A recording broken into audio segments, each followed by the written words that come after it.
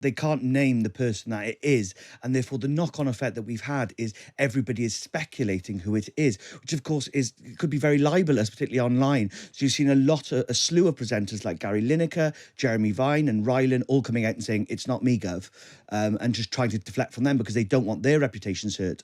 But I don't see what the BBC can do other than investigate these very, very serious claims. Yeah, indeed. And in the meantime, of course, it means that the swirl of accusations on social media shows no signs of ending. As you say, a number of presenters have had to come out and say, look, this is absolutely nothing to do with me.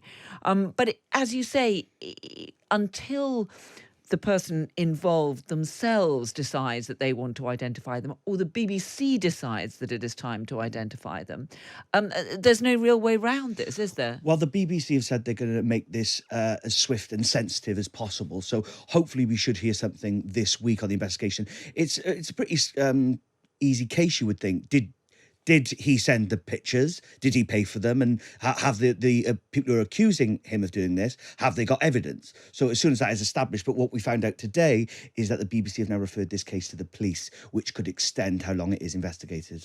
A moment or two, the news that the presenter at the BBC, who was said to have paid thousands of pounds to a teenager for explicit photographs, is Huw Edwards. His wife, Vicky Flynn, was the one who made that public in a statement, which we reported here on Drive just a moment or two ago. A thought or two on that now is about, I mean, when you see the news that it is Huw Edwards, the lead anchor for BBC News on the 6 o'clock bulletin, the 10 o'clock bulletin, probably the most senior news broadcaster at the BBC, in many ways the most senior broadcaster for news and current affairs, who anchors events such as Trooping of the Colour, royal events, those great sort of state occasions. We can now see and say very clearly, we're not talking about someone who was a big personality on the BBC, we're talking about someone who in many ways was the BBC on those occasions, which explains in many ways the magnitude of this crisis at the corporation. Yeah, and his wife has said in this statement that he's receiving inpatient care for serious mental health issues. And so this explains, I think, why there had been this strange silence from the Beeb, and why actually ministers went from being very firm about this on Sunday morning, saying the BBC needed to get its house in order, to following, I think, a conversation between the Culture Secretary and figures at the BBC, to slightly sort of softening the line and saying this needed to be investigated properly, because I think it became apparent once they'd actually looked into it that this was a much more complex case than some of the sort of, I suppose, the salacious social media feeding frenzy had suggested. But it's got really, really messy for other figures at the BBC. I mean, Jeremy Vine seems to have gone on his show sort of every day this week so far to urge the presenter to name himself and to say that he's been getting a great deal of abuse because people have been claiming it's him, and there's been other figures who felt they've been wrongly suspected of being responsible as well.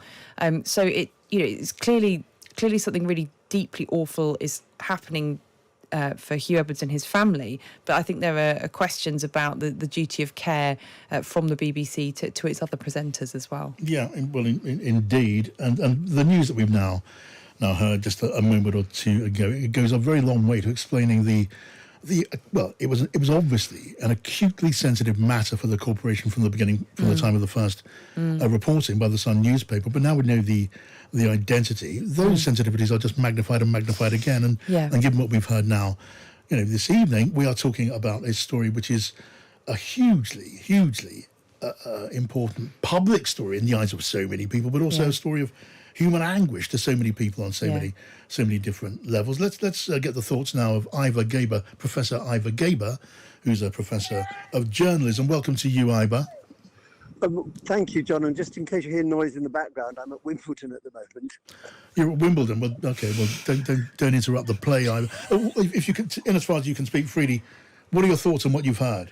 Well, I'm shocked, but not surprised in a sense. Shocked because I've known Huw and worked with him, but I'm not surprised because in that game that we've all been playing in the last 5 days, working out who's not suddenly appearing, his name had cropped up. But in terms of human anguish, as you just mentioned, it's terrible. He's in hospital. But as you yourself are saying, this is a real crisis. Maybe before, when we were speculating, it wasn't. But he is, as you say, almost the voice of the BBC. Yeah, I mean, and now I guess we'll wait to see how it develops from here. His wife, Vicky Flint, is calling for privacy for the family, but that will not stop the discussion, the analysis, the autopsy on what's been going on over these days. And what about the BBC? How do you expect them to deal with this news?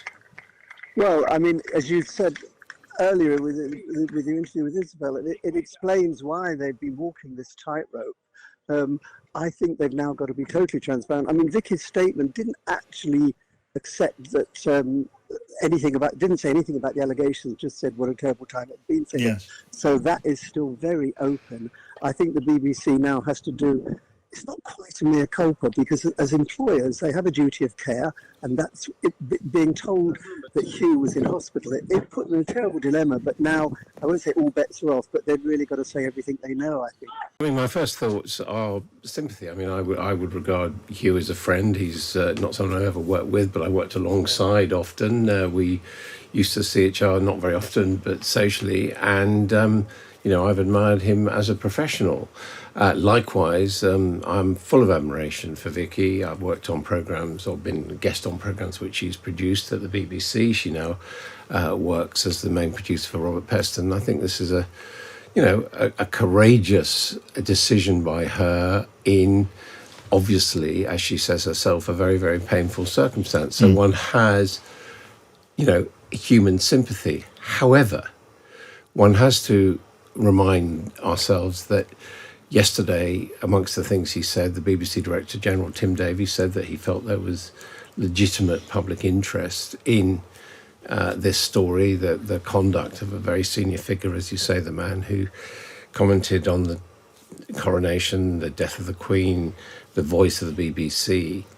And, for those who are going to say, oh, well, I blame the Sun, I blame the people who've dug this story up, I would say, first of all, the BBC too think it's a legitimate interest. And I think one has to point out at this stage that there has been no on-the-record denial at any point of the essential allegations in the story from the unnamed presenter, or now from his wife, now that he's been named. And that, I think, is a point which, in one's sympathy, you can't altogether lose sight of. This is obviously a sort of devastating situation for Huw Edwards' family, and the fact that his wife has said that everything that's happened over the past few days has worsened his condition suggests that there are lots of questions to be asked of lots of people across the BBC about their duty of care towards him as well. You worked with Huw Edwards, you know his wife.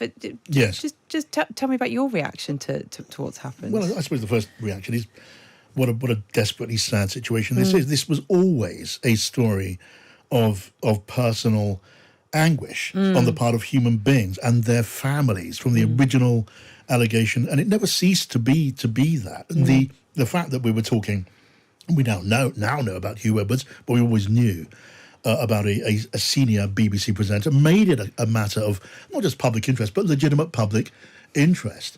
And the fact that we didn't know the identity until now of the presenter in question had the effect that it was always going to have in the world that we live in, which is to magnify that interest. It made it a guessing game, a kind of grisly guessing game, and in the end, something of a hunt, which has ended now with a statement from Huw Edwards' wife. When you look at that, it reflects a certain amount of anguish. Yeah. How could it not do that? Yeah. And you're right. Yes, of course, I knew Huw Edwards when I joined the BBC in 1992. We were both political correspondents.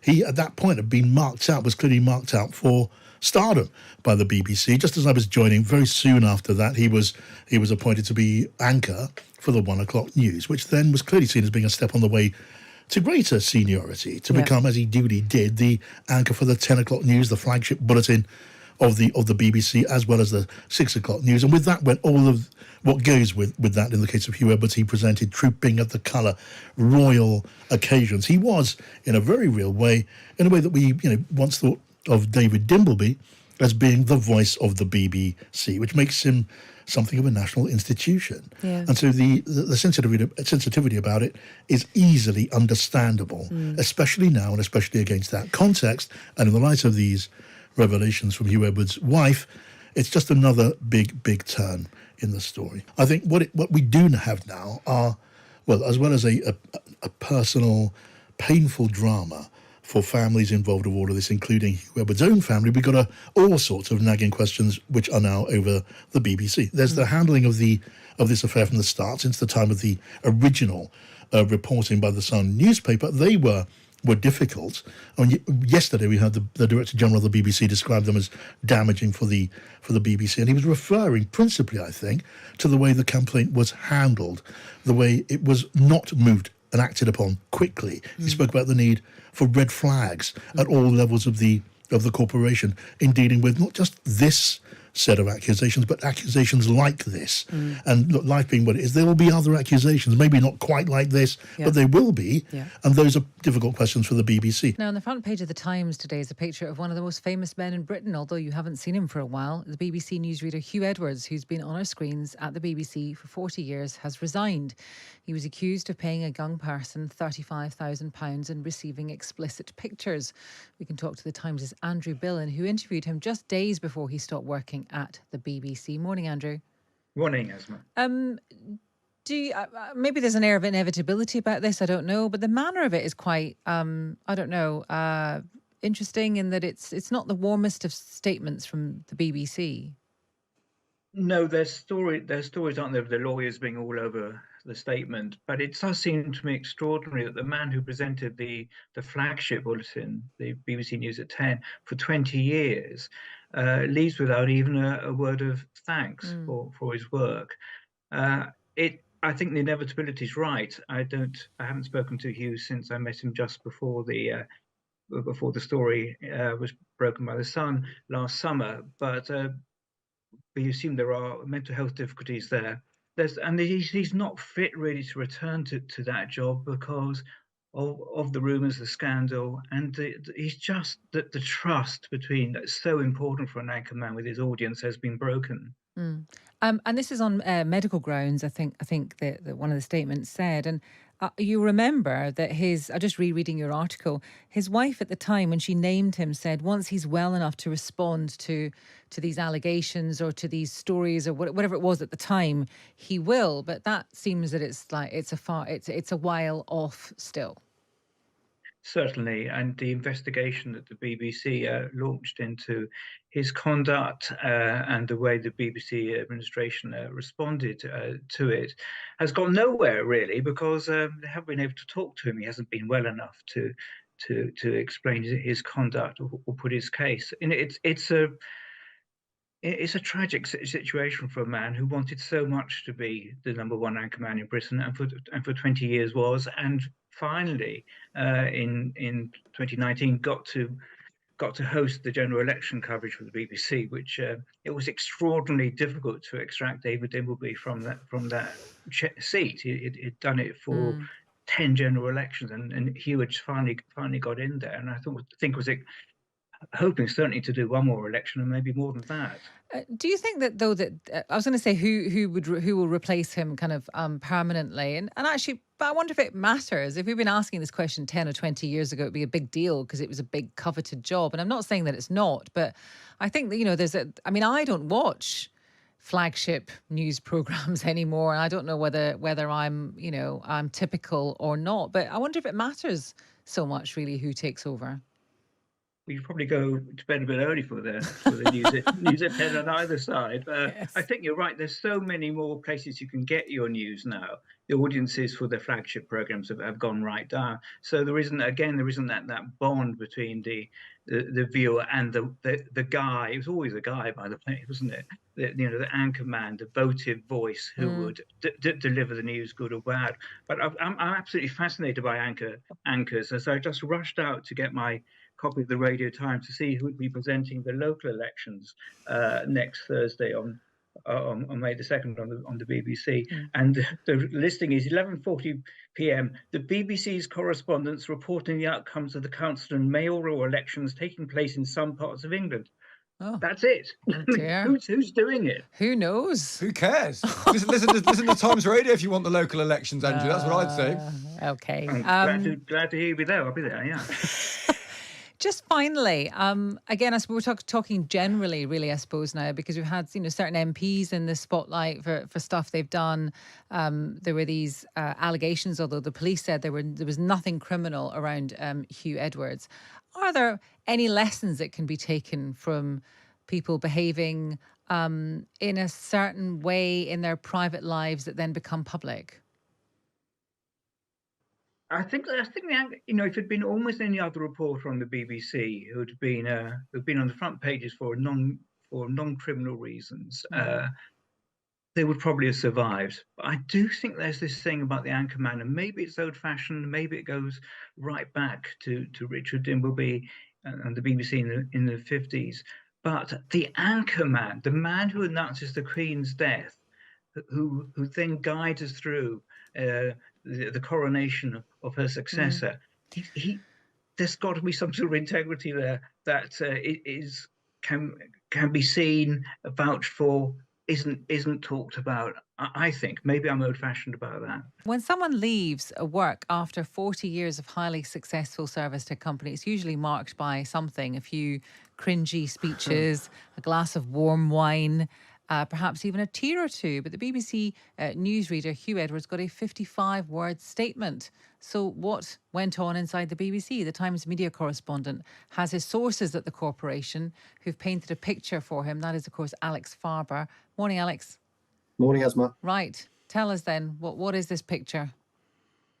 Well, the picture, look, there is some sadness. It's not as if people were completely jumping for joy about the news that Huw Edwards, one of the corporation's, as you know, highest profile newsreaders, was no longer going to be working for them. But it was definitely tinged with some relief that the situation has now been resolved and that everyone at the BBC can sort of move on and look to the future. And so there was a meeting apparently where who was at the meeting, because these people in the meeting were kind of forewarned that this statement was going to go out. Yeah, so look, there was a courtesy meeting. So the news broke around 2:00 yesterday afternoon. The BBC released, as you say, a very short statement in which it confirmed that Huw had resigned, which was long expected.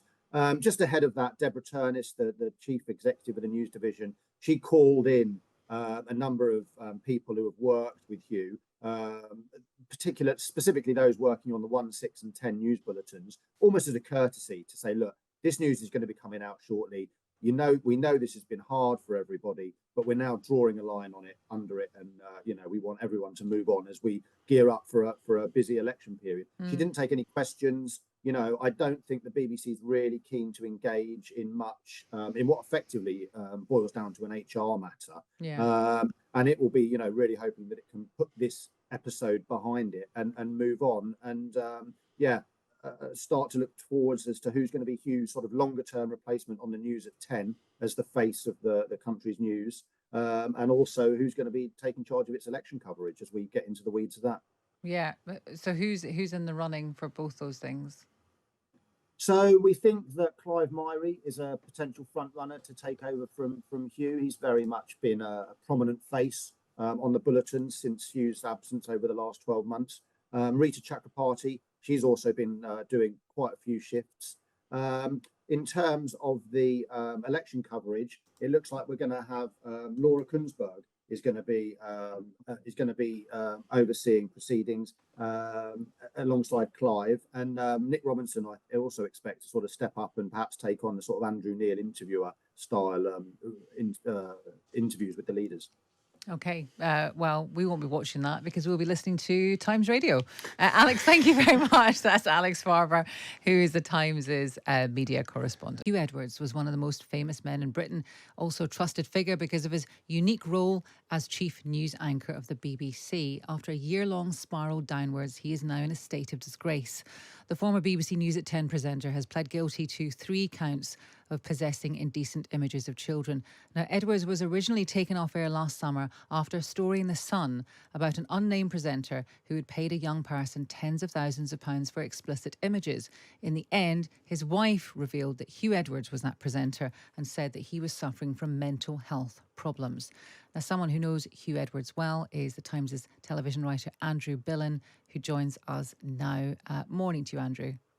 Morning, Esma. Now, you've had a couple, we've spoken to you before about this, you had a couple of long lunches in your capacity as a journalist with Huw Edwards. And we very much enjoyed reading them in the past. But you've written in the Times today that you feel you shouldn't have been surprised by this revelation.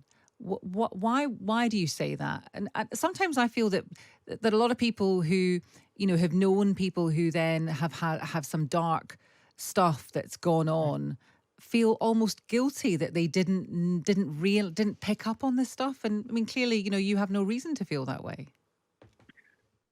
Well, you feel hoodwinked in a way by the man's charm and charisma.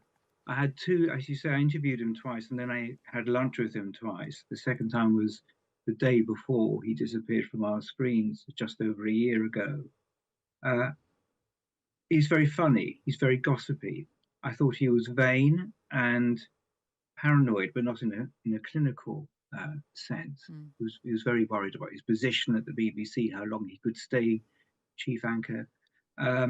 And when you look back, and sometimes, I've had friends who I've had difficult conversations with, and who then suffered from mental health, or tell me that they have suffered from mental health problems. And I think how stupid was I that I didn't pick up on that. Of course, the making of indecent images of children is something way beyond my comprehension, and I don't feel guilty for not picking up on that. I mean, how could you? The man was a deeply concealed personality. I mean, he was. I mean, obviously, I've worked at the BBC, and I suppose this. I've never met Huw Edwards, but this sounds quite familiar. It's a kind of, people who are the big ticket stars of any organisation. Success and flattery stalk them, but also insecurity. There's this deep insecurity that it could all be taken away from them at any point, that they won't be the kind of, the chief whatever anymore. And I think that is something that's quite common, actually. And I'm in no way excusing anything that's going on. I'm trying to explain why people perhaps present in one way, but actually are very different. Yes, I think that's right. He was a boy from nowhere, I guess. He was from an ordinary background in Wales. He felt he was an outsider. He wasn't one of the Oxford boys on the BBC training course, and he got everything he wanted. He rose to the top of his profession. He had a gift for presenting with authority, but that's only half of it, isn't it? You get there, and then 20 years on, you wonder how long you can stay up there. The real art of it is to live with yourself, whatever happens, whatever the judgments of your bosses are, however much they lie to you. You're right. I was talking to a friend who worked at the BBC for a long time yesterday, and he said he was talking to a senior executive of BBC News and Current Affairs, and this person simply stopped talking to him in order to go over to Huw Edwards and basically fawn all over him. God, yes. But Huw is a very bright guy, and he knows this is nonsense as well. And that as he told me in that very first interview, the BBC is a very treacherous place. As you said, these are incredibly serious things that he has pled guilty to. But I'll read this out later, actually, because the separate thing, perhaps it's separate, I don't know if it's linked, whatever, that's been running along is the stuff in the Sun today. And we're going to be speaking to the editor of the Sun, Victoria Newton, later on in the programme. This idea that there were many people getting in touch, complaining within the BBC and getting in touch with the Sun about just inappropriate interactions on, by text or WhatsApp or whatever between Huw Edwards and, other people at the BBC. But in your piece, you also describe a veiled contempt that he had for other colleagues that he worked closely with. And yet there seems to have been some kind of people turning a blind eye to the stuff that might have been going on around Huw Edwards and perhaps other younger members of staff? I mean, is there some view that when you become as big and famous and trusted and well loved as Huw Edwards, that your colleagues accept they're a bit weird, they're a bit different, they're untouchable, but they have a bit more leeway in how they behave in the office? I mean, when I look back on those lunches, where Hugh at least consumed a great many glasses of champagne, I think that was inappropriate behaviour. Yeah. And these were off the record lunches with a journalist he trusted. But I think it was, looking back, it was deeply inappropriate of him to slag off his colleagues to someone like me. And what was it? He had 6 glasses of champagne, and then at 6 o'clock he said, "Oh, I need to go and sober up a bit. I'll have a few espressos because I've got to do the news at 10." We met at 2 o'clock. He'd forgotten we were going to have lunch, and then so he arrived at 2 o'clock at the Langham, which is the big posh hotel restaurant opposite the new broadcasting house. And he immediately started ordering champagne. At about 5 o'clock, I said, "I think I need an espresso," and he ordered the waiter over and said, "A glass of champagne for me, an espresso for my friend, and he would have another glass of champagne too." Yeah. And about 6 o'clock, my wife was ringing me saying, "What's going on?" Hugh said, "Well, I've got to go now anyway because I'm doing the 10 tonight," which I was absolutely amazed. And I said, "Are you going to be all right, Hugh?" And he said, "Oh, don't worry. I'll have three pints of water, 3 espressos, and I'll be absolutely fine." And I have to say, when I got home that night, I wasn't feeling absolutely fine, but he presented the news at 10 impeccably. Huw Edwards, the former BBC newsreader, pleading guilty to viewing indecent images of children.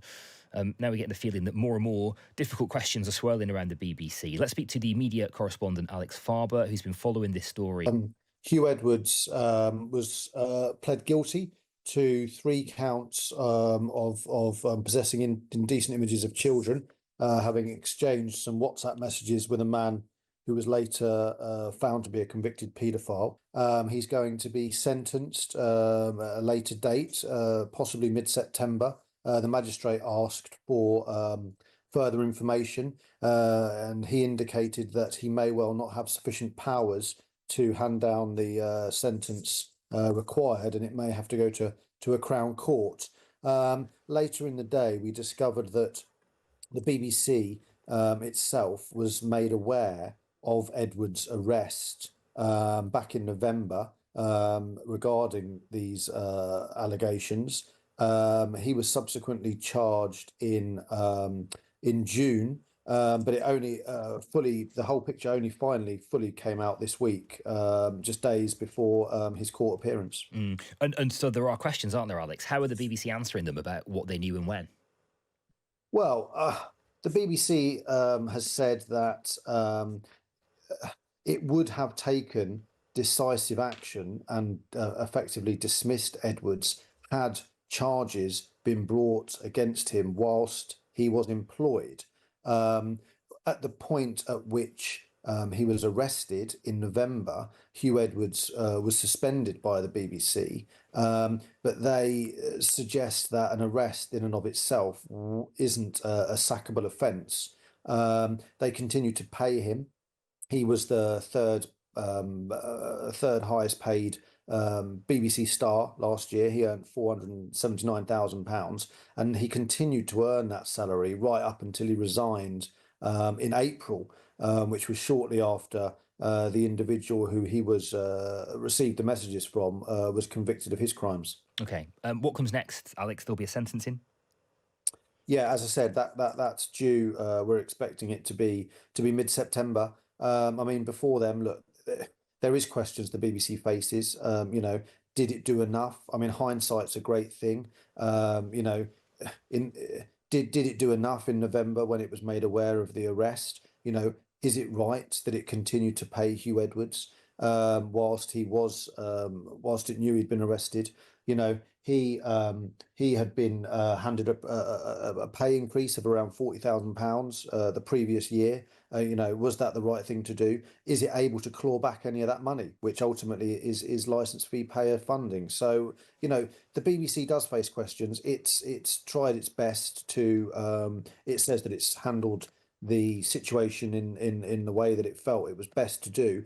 But, we're just hearing tonight reports that Lisa Nandy, the Culture Secretary, is seeking an urgent meeting with Tim Davie, the Director General. She'll be looking to get clarity on some of these things, and we expect to get more answers, as the days unfold. There's not much sympathy in the BBC for Huw Edwards today, but we do know that he's not in a particularly good place. As you mentioned, he's reportedly split with his wife, who's a TV producer, living in southwest London, and yeah, he finds himself in a pretty tough place this morning. The former BBC newsreader Huw Edwards has pleaded guilty to 3 charges of making indecent images of children.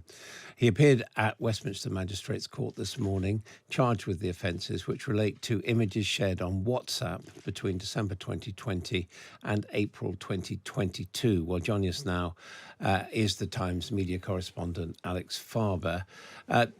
Alex, what specifically now, by pleading guilty, has Huw Edwards admitted to doing? So what Huw Edwards shockingly admitted earlier today was that he has viewed 41 indecent images of children, including 2 moving images, with, as you heard on the headlines there, some, believed to be as young as 7. This took place between December 2020 and August 2021.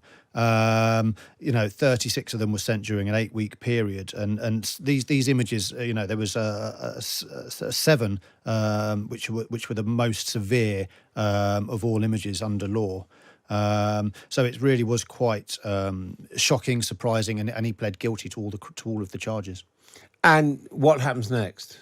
So we are now, the magistrate requested a probation report. They said that they wanted to know more. He said, I beg your pardon, he said that he wanted to know more about Edwards, about his motivation, the risk of reoffending, more about his mental health. He wants that delivered by the middle of September.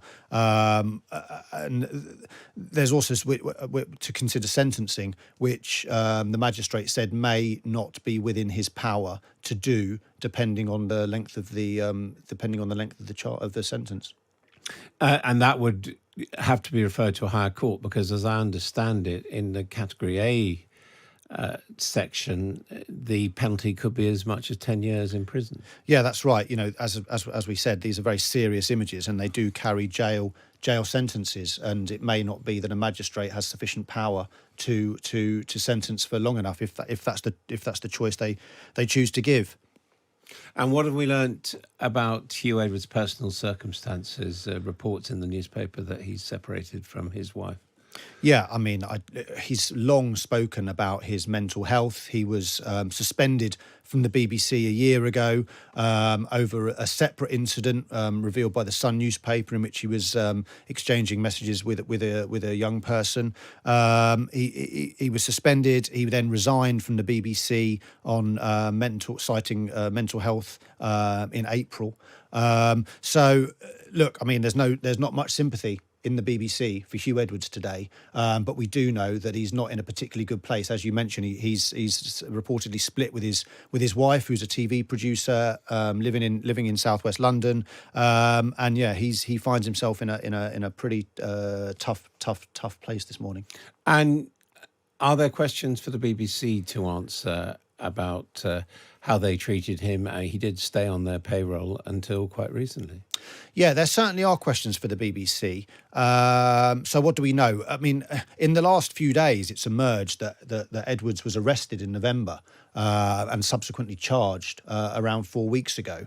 Now, none of that came to light until this week. What's not clear is whether BBC bosses were informed by Edwards about his arrest, whether he was under any obligation to do so, and indeed whether he did do so. Now, if he did let them know about the arrest and the charges, then there is questions. Well, certainly the arrest, he'd already left by the time the charges were made, it's worth saying. But if he did let them know about his arrest, which took place in November, several months before he resigned, then there will be questions to face about why it was continuing to pay him. He was its highest paid newsreader last year, with a significant 6-figure salary, which he continued to earn while he was suspended. Alex Farber, Times media editor, thank you very much indeed.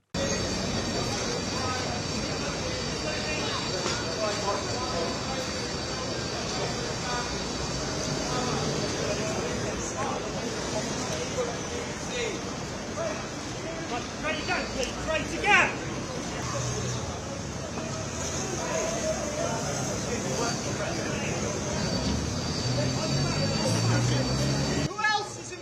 else knew about the paedophilia at the BBC, Huw? No.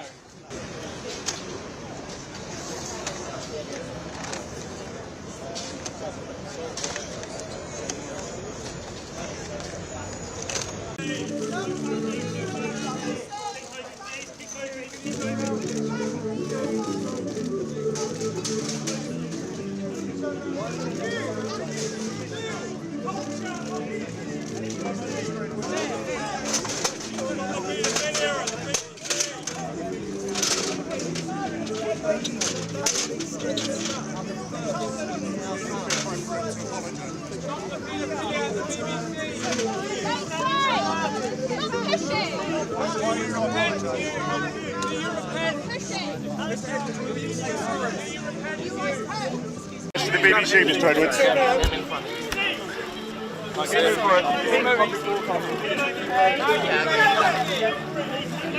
Any comment whatsoever? The specific journalist, you have no comment at all. What do you have to say?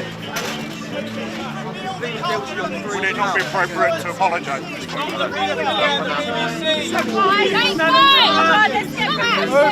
Why are you not apologising? Mr. Edwards, will you repent?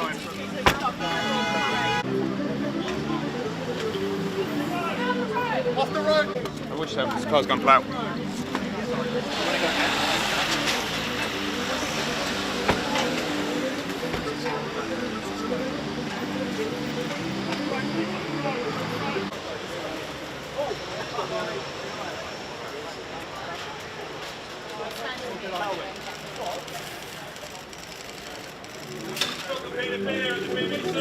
Move back, please, move back.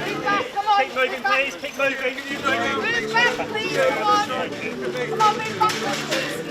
Can you turn around? Move back, please. Any comment, Mr. Edwards? Come on, keep going. Any comment? Do you have anything to say, Mr. Edwards? Right, come on, backwards, backwards.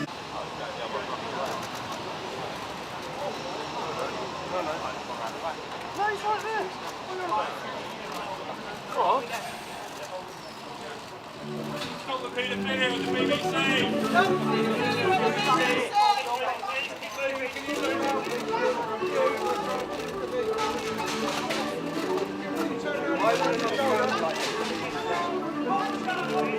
Any comment, Mr. Edwards?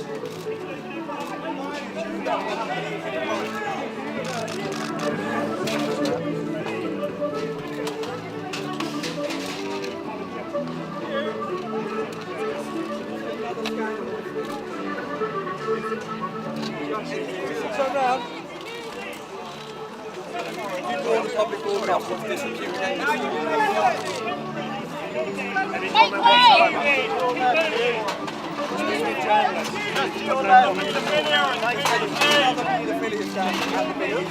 What do you have to say? Plead guilty on 3 counts. Appropriate to apologise. Stop the paedophilia at the BBC. Make way! Stop pushing! Why are you not apologising? Stop pushing!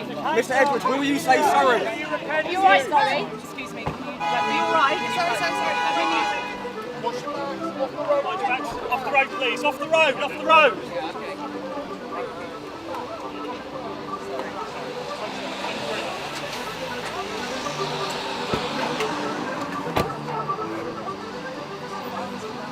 Off the road, please. Off the road, off the road. Run off the road.